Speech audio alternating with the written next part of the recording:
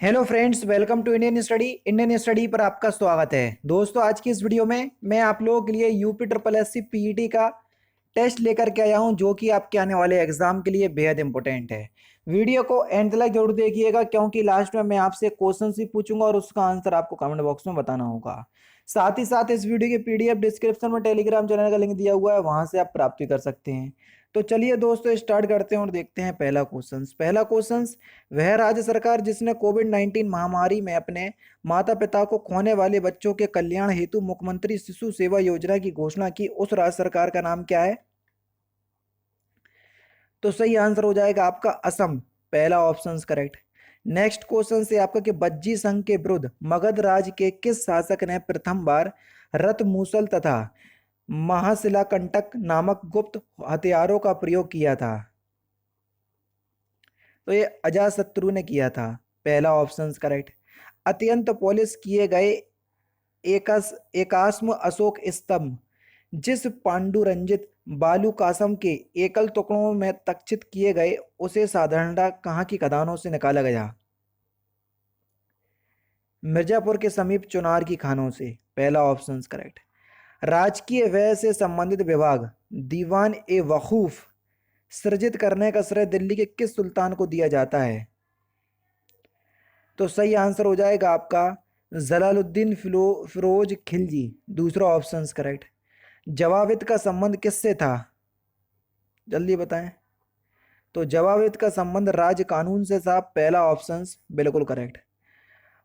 भारत के महान वृद्ध पुरुष के रूप में किसे जाना जाता है? आराम से बता सकते हो, बहुत ही सिंपल क्वेश्चन है। तो सही आंसर हो जाएगा आपका दादा भाई नेहरूजी। तीसरा ऑप्शन करेक्ट। निम्नलिखित में से कौन सा युग्म सुमेलित नहीं है? बढ़िया क्वेश्चंस, जल्दी से बताएं।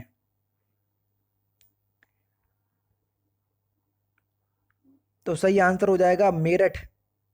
मंगल पांडे गलत है। मतलब 1857 की क्रांति का नेतृत्व झांसी से रानी लक्ष्मीबाई ने किया था। रोहिलखंड से खान बहादुर ने किया था। इलाहाबाद से लियाकत अली ने कहा था।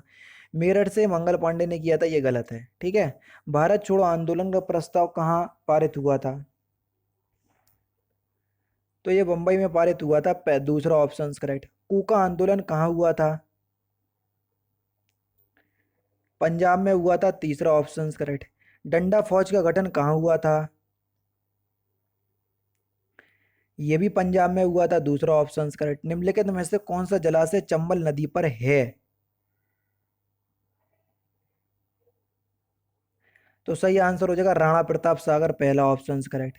कोयले का सबसे बड़ा भंडार किस राज्य में है? तो ये झारखंड में है। दूसरा ऑप्शन करेक्ट। सरदार सरोवर परियोजना में निम्नलिखित राज्यों में से किसको लाभ मिला? तो सही आंसर आपका क्या हो जाएगा सर?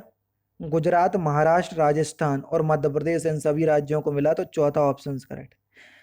जम्मू कश्मीर में होने वाली शीतकालीन वर्षा का कारण निम्नलिखित में से कौन सा है? तो सही आंसर हो जाएगा पश्चिमी विक्षोभ।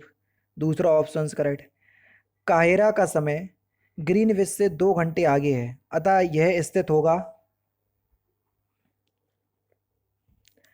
तो ये जो है 30 डिग्री पूर्व देशांतर पर स्थित होगा। भारत में राष्ट्रीय आय का आकलन कौन करता है? तो ये केंद्रीय सांख्यिकी संगठन के द्वारा किया जाता है। दूसरा ऑप्शन करेक्ट। वस्तु एवं सेवा कर निम्नलिखित में से कौन सा कर शामिल नहीं है? वस्तु एवं सेवा कर जो है वो एक अप्रत्यक्ष कर है, इनडायरेक्ट टैक्स, ठीक है। तो इसमें से कौन सा कर सीमा शुल्क जो है वो लागू नहीं है। भारतीय संविधान में कितनी अनुसूचियां हैं, कितनी सूचियां हैं? सूचियों की बात हो रही है, माफ कीजिएगा, अनुसूचियों की नहीं। तो सूचियों की संख्या है 3, जिनका वर्णन 7वीं अनुसूची में किया गया है। संघ सूची, राज्य सूची और संवर्ती सूची। यह धारणा कि भारत एक कल्याणकारी राज्य है सर्वाधिक दर्शित होता है कहाँ से? तो यह राज्य के नीति निर्देश तत्वों से जो है वो दर्शित होता है। तीसरा ऑप्शन यहाँ पर आपका बिल्कुल क्या हो जाएगा सर? करेक्ट हो जाएगा। भारतीय संविधान के भाग 3 में कुल कितने अनुच्छेदों में मूल अधिकारों का वर्णन है? तो सही आंसर हो जाएगा आपका 24। चौथा ऑप्शन यहाँ पर आपका बिल्कुल क्या हो जाएगा सर? करेक्ट हो जाएगा। भारतीय संविधान के भाग 3 में कुल कितने अनुच्छेदों में? 24 अनुच्छेदों में। अनुच्छेद 24 नहीं कह रहे, 12 से लेकर टोटल 35 तक, ठीक है, वो 24 हो जाएंगे।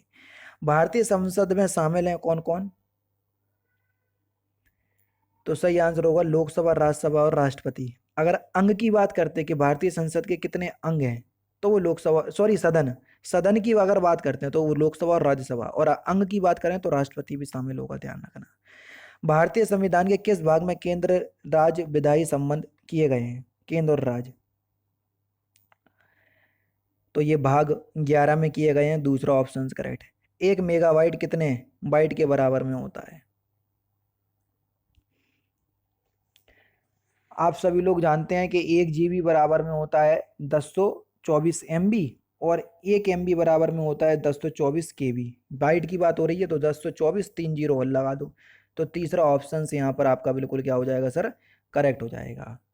हालांकि ये केबी से नीचे नहीं, और भी ज़्यादा जाएगा जी, माफ़ कीजिएगा, और भी ज़्यादा जाएगा, दूसरा ऑप्शन करेक्ट, क्योंकि मेगाबाइट में पूछा तो मेगाबाइट में देखना 1024 MB, फिर 1024 KB, फिर और नीचे आएगा बाइट, क्योंकि एक बाइट बराबर, एक बिट बराबर में 8 बिट, एक बाइट बराबर में 8 बिट होते, तो बाइट की पूछ रहे, तो इसलिए ये और नीचे जाएगा, दूसरा ऑप्शन करेक्ट होगा। ठीक है, चलिए, दो वेक्टर जिनका मान अलग है, कौन कौन सी हैं? दो वेक्टर जिनका मान, यानी कि दो राशि जिनका मान अलग है, तो वो किस कंडीशन में हो सकता है? उनका परिणामी शून्य नहीं हो सकता, तीसरा ऑप्शन करेक्ट। जीर्ण यानी कि वृद्ध होने की प्रक्रिया के अध्ययन को क्या कहते हैं? तो उसे हम जेरोंटोलॉजी कहते हैं, पहला ऑप्शन करेक्ट। निम्नलिखित में से कौन सा सम्मिलित नहीं है, ये आपको बताना है। फूलों की खेती को फ्लोरिकल्चर कहते हैं, सही है। फसलों की खेती को एग्रोनॉमी, बिल्कुल ठीक है। सब्जियों, देखो सब्जियों की खेती को हार्टिकल्चर, ये गलत है, क्योंकि हार्टिकल्चर में फल फूल साग सब्जी सभी आ जाते हैं, तो इसलिए तीसरा ऑप्शन करेक्ट। न्यूट्रॉन की खोज किसने की थी? तो न्यूट्रॉन की खोज की थी आपकी चैडविक ने, पहला ऑप्शन करेक्ट। यही सच है, ये किसकी रचना है? बढ़िया क्वेश्चन से, जल्दी से बताओ। यही सच है, तो ये किसकी रचना है? मन्नू भंडारी की, दूसरा ऑप्शन करेक्ट। पर्यायवाची का शब्द युग्म आपको बताना है कौन सा सही है, पर्यायवाची का, जल्दी बताएं। तो पर्यायवाची का शब्द युग्म आपको बताना है कौन सा सही है। तो सही आंसर आपका क्या हो जाएगा? आत्मजा का पुत्री, तीसरा ऑप्शन करेक्ट। अहेक का विलोम शब्द क्या हो जाएगा? अहेक का विलोम शब्द हो जाएगा आपका पारलौकिक, दूसरा ऑप्शन बिल्कुल करेक्ट। कोआ चला हंस की चाल, इस लोकोक्ति का सही अर्थ क्या है? दूसरे की नकल करने पर, नकल पर चलने से असलियत नहीं छुपती। और लास्ट क्वेश्चन, चिर और चीर समश्रुत विन्नार्थक शब्द का सही अर्थ क्या है? तो इस क्वेश्चन का आंसर आप मुझे कमेंट बॉक्स में बताएंगे। दोस्तों, ये थे आपके कुछ इंपॉर्टेंट क्वेश्चंस जो कि आपके आने वाले exam UP triple S C PET के लिए बेहद इंपॉर्टेंट है। वीडियो अगर आपको अच्छी लगी हो तो प्लीज़ दोस्तों वीडियो को लाइक और शेयर जरूर कर दीजिएगा। मिलते हैं फिर नेक्स्ट क्लास में, नेक्स्ट सेशन में। जय हिंद, जय भारत।